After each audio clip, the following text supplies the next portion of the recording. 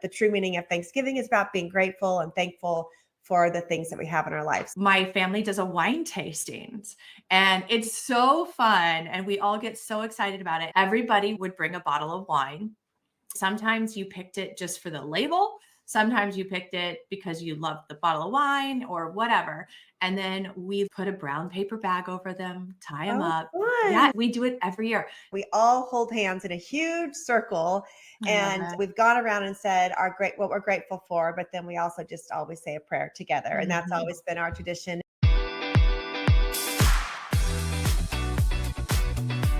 Welcome back, everybody, to the I Decide Darlings podcast. I am Erin Lopez. And I am Lisa Cox. Welcome. We're back. You're back.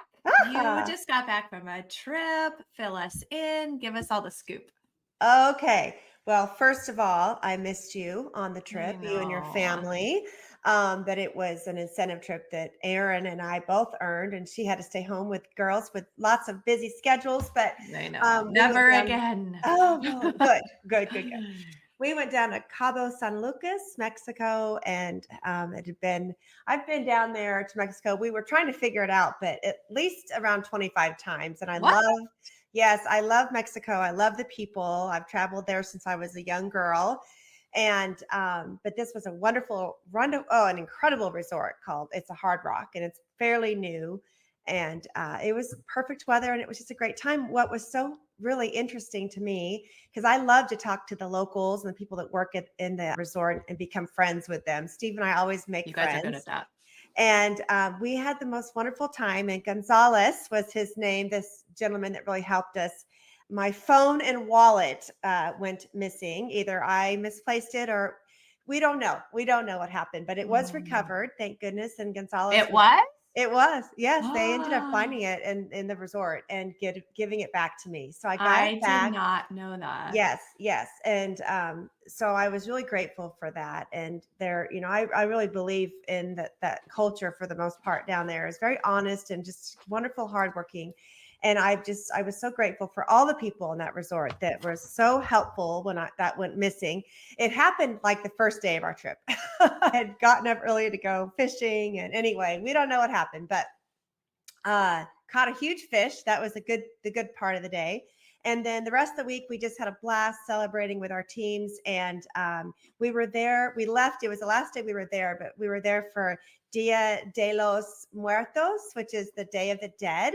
And today we're going to talk about holidays. And I just wanted to share, it's such a beautiful holiday. The Day of the Dead actually doesn't sound like it, but it's basically a day where they remember their loved ones that have passed.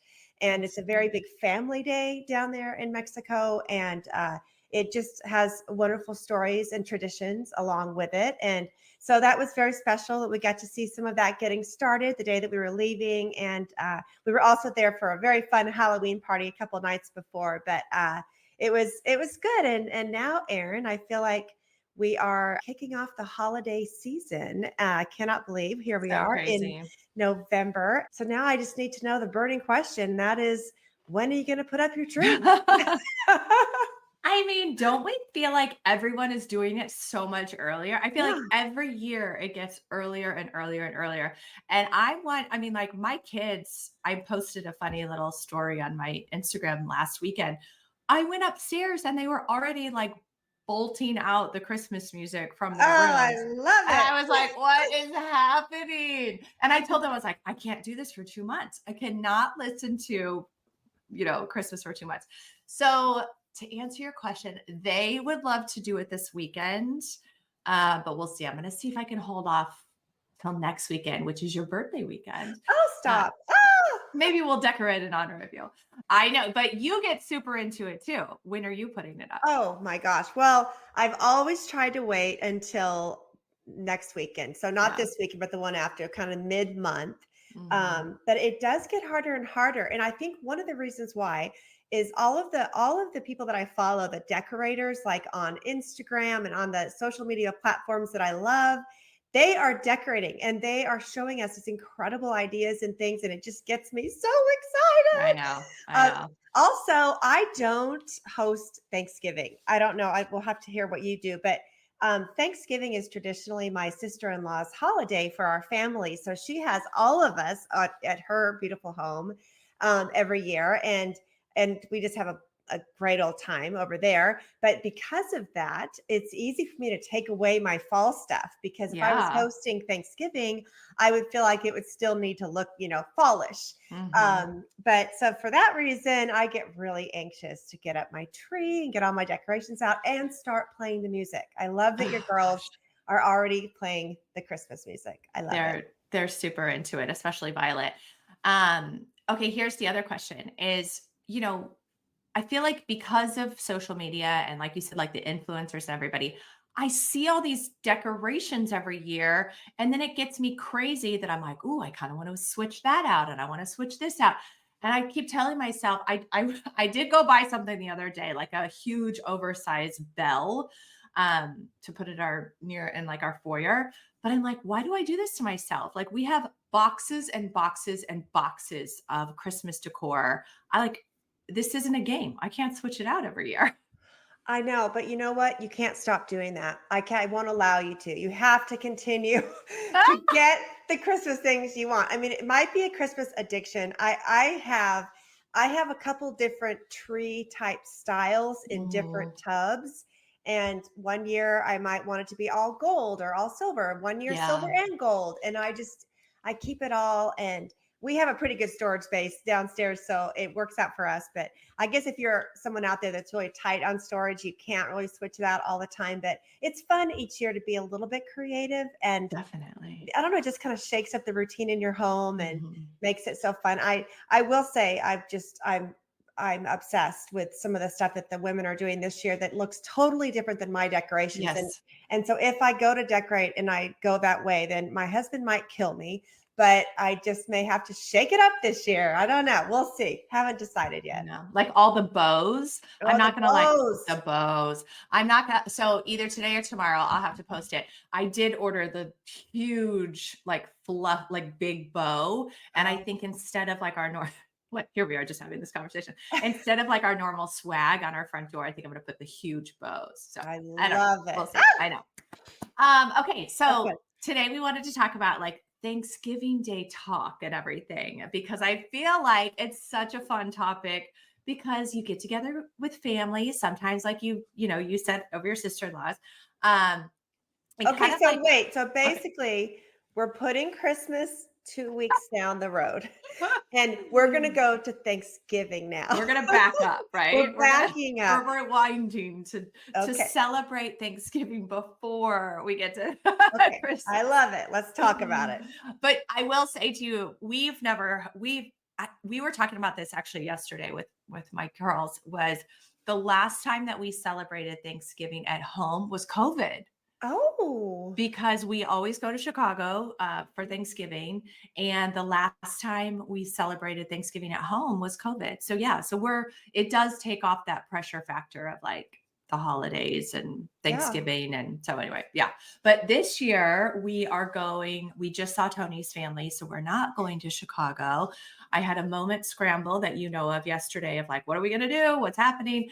But we're going to go to Florida and Oh, see my parents and my brother and my sister are going. So talk about oh, good timing for what we want to talk about today.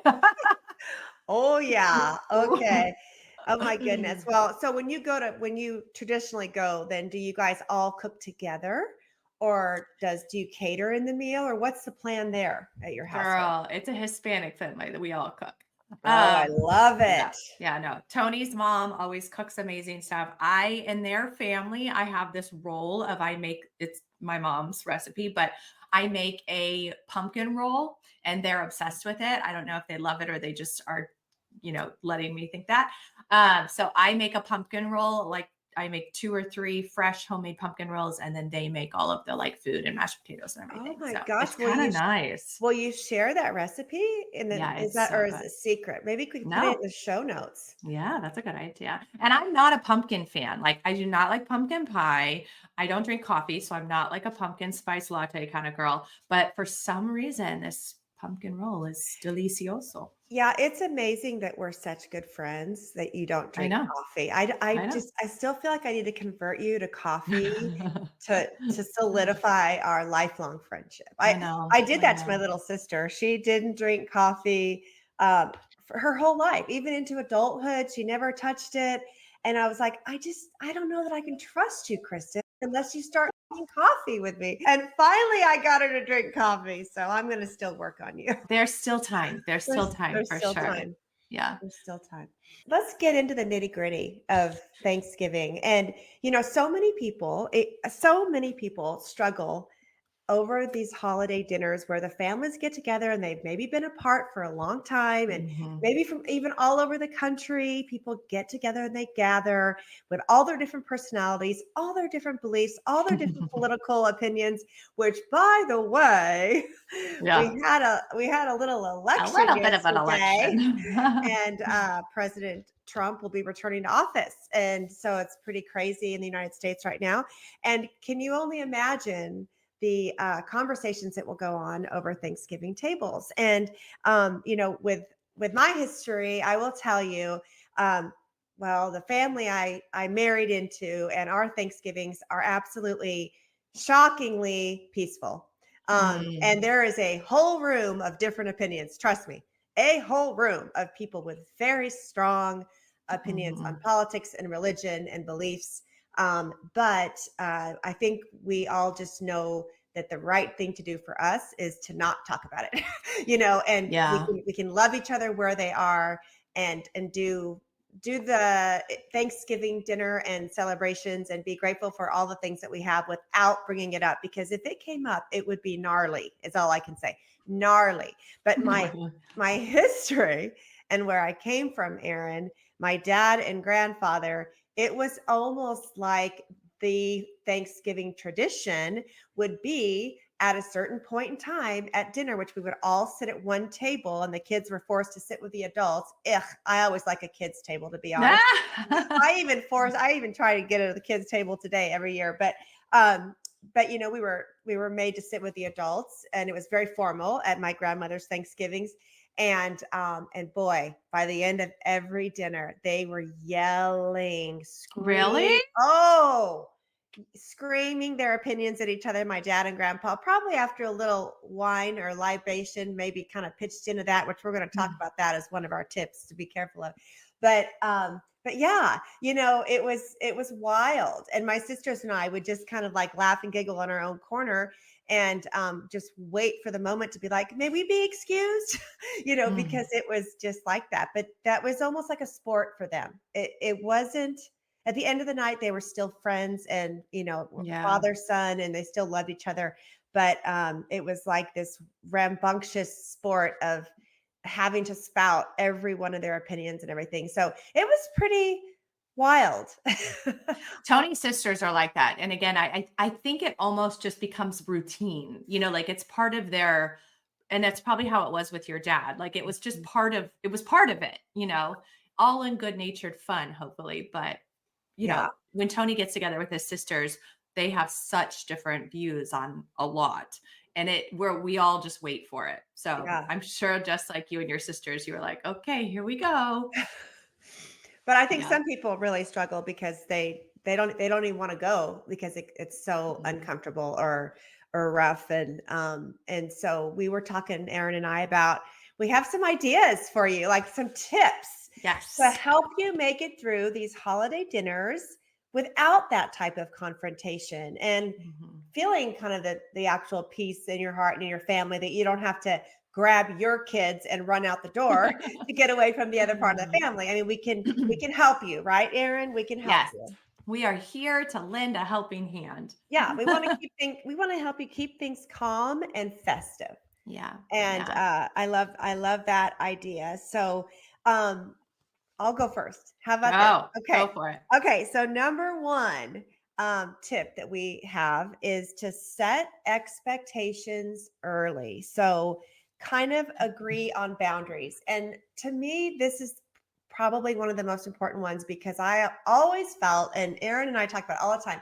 communication is everything in Mhm. the relationship with your children, with your spouses, your partners, your business partners. I mean, you have to talk. You have to be Mhm. super open and talk about what you want and what you need. And so you need to talk to people in your family ahead of time about what's off limits. Mhm. And doing this in, before you get in the situation is what's so important. Because if you Mhm. set the boundary ahead of time of, hey, we'd love to be together this year. One of the things that we're really hoping is that we can have a nice, peaceful Thanksgiving and show the kids that we can all gather and it can be happy and non abrasive and things like that. Mhm. So, setting the boundaries ahead of time so there are not uncomfortable moments. And I think that is a conversation that's hard for people. Erin, talking to someone like that just out of the blue, like calling up your whoever and being like, hey, by the way, ahead of time, I just want to say it's hard, but it could save you a lot worse. It could save you from Mhm. a lot worse of a situation. And then just emphasizing in those conversations togetherness, about Yeah. how you're so excited to be together and to see their families and their kids and to learn where everybody is in their life right now and focus on that what the true meaning of Thanksgiving is about, being grateful and thankful for the things that we have in our life. So having that conversation first would be a really smart thing to do.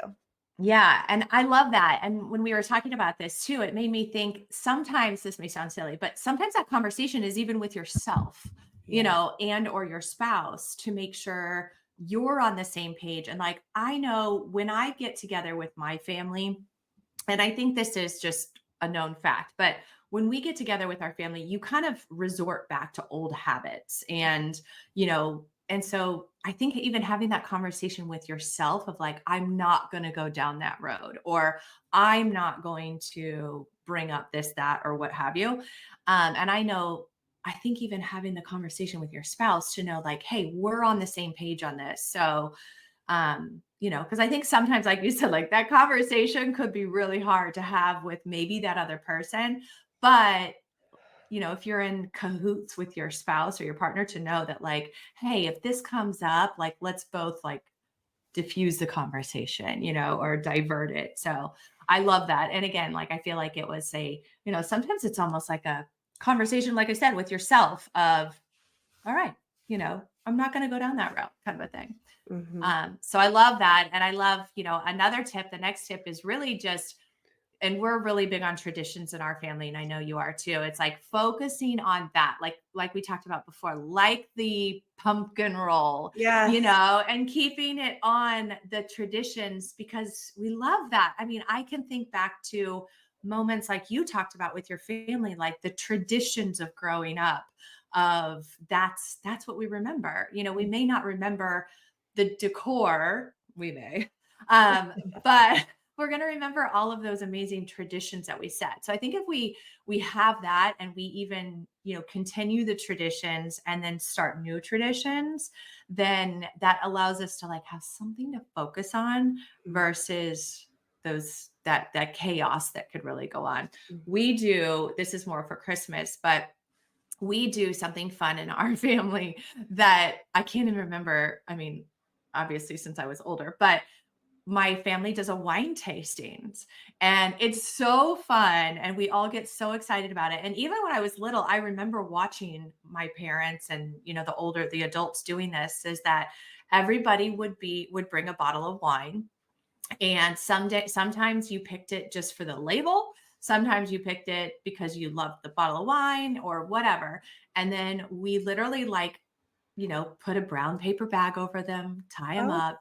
Yeah, fun. we do it every year. You write the number on them. Somebody's in charge. It was usually the kid to kind of so nobody knew what they were, and we number them, and then everyone had a pen and a paper, and then you like held the title for the whole year Oh, of that's whose fun. bottle of wine won. It's so fun. One year, my parents even gave everybody the little sommelier tasting cups. Oh, I love So that. yeah, so I think like focusing on the food, the traditions, everything like that is such a great reminder this time of year. So Mhm. it's all positive. It's all Oh, positive. I love traditions. I I they know.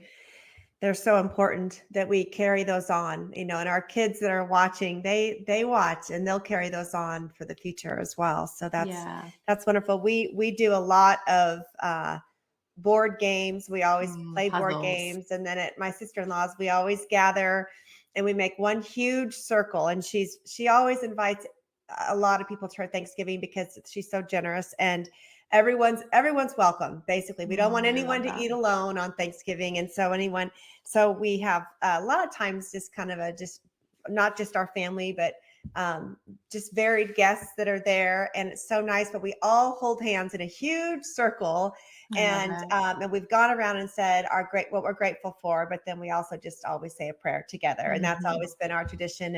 And it's kind of fun because sometimes there's so many people. We've got arms linked from the living room to the kitchen, but it makes it a very I special love tradition, that. a nice moment. Yes. Yeah. Oh, I love that.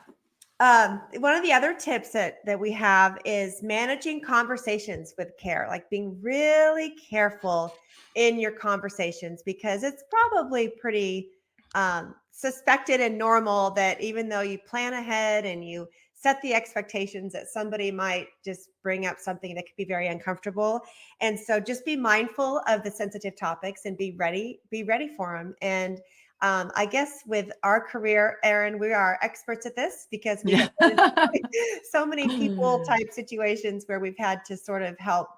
We had to play Switzerland and be the mediator, I guess is the best way to Mhm. say it. And so if somebody brings up a controversial, subject, it's a nice, if you're kind of ready to diffuse it and to just be like, oh, that's funny. I'm sure we all feel differently about that. But hey, what about this?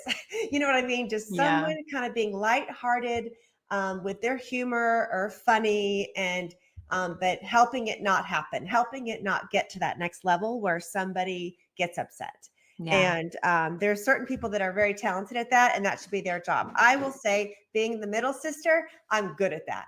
I Ah! I can diffuse situations because I had a big sister and a little sister, and who are best friends now. We all three are, but sometimes with three of you, it's tough.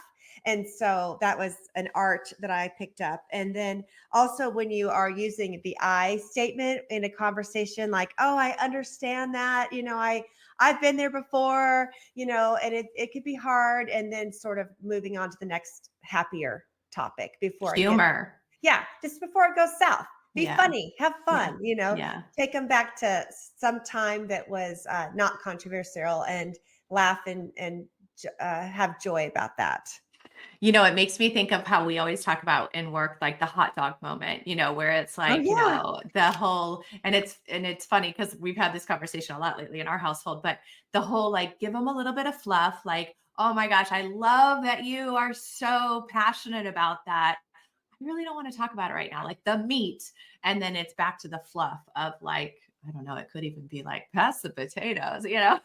But I feel like I go back so many times, like we've learned that so much in our business of, there is something to be said for that meaty part of letting somebody know, but it's the fluffy buns on either side that we've learned and I think we've perfected in our business of, people take it better when we say, you know what, Lisa, like, I love you for bringing this up because you're so passionate about blah, blah, blah, and then it's like the meat and potatoes of what you really are trying to say. And then you like follow it up with a thing. Like, I feel like that's something too that we pass down to our kids, that teaching them, like, it's still important to say what you want to say, but Mhm. like fluff it up a little bit, like make it an easier, delivery, I guess. Yeah. Oh, I love that. I love Mhm. that analogy. All right. The next tip, I'm going to the next one, but the next tip is really, again, par for the course with us, delegating, like,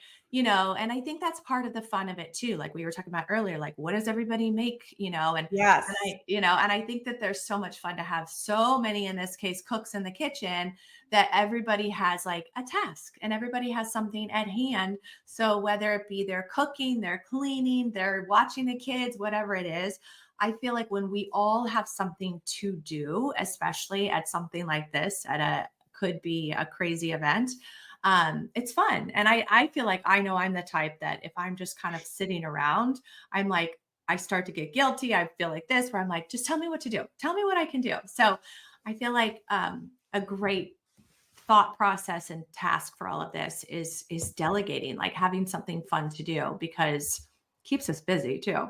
I love having a purpose at a party. Me I really do. too. I'm not a sit. I always call Mm-mm. myself a flibbity gibbet. I can't sit very long. I want to be up buzzing around, and having people tell me what I can do to help them makes me feel so good and wanted. Mhm. So I love that tip. I think that's brilliant. And when you're doing that too, I think it just keeps everything more positive. And that was one Yeah. of our tips as well, as keeping the focus positive Mhm. and, asking people about what's going on in their life that's great, or tell us about what your kids are doing, just keeping it, encouraging them to talk about their favorite memories or what's, I don't know. I just think it's almost like being the best question asker in the room will benefit you also on days like today, because you can help people jog their memory. If Mhm. somebody isn't there, you can bring up a nice memory of the person that didn't join you that year or couldn't make it in, or even people that aren't with you any longer. We have so many wonderful stories of Steve's mom, Mm. little Corrine, and we had her till she was 97.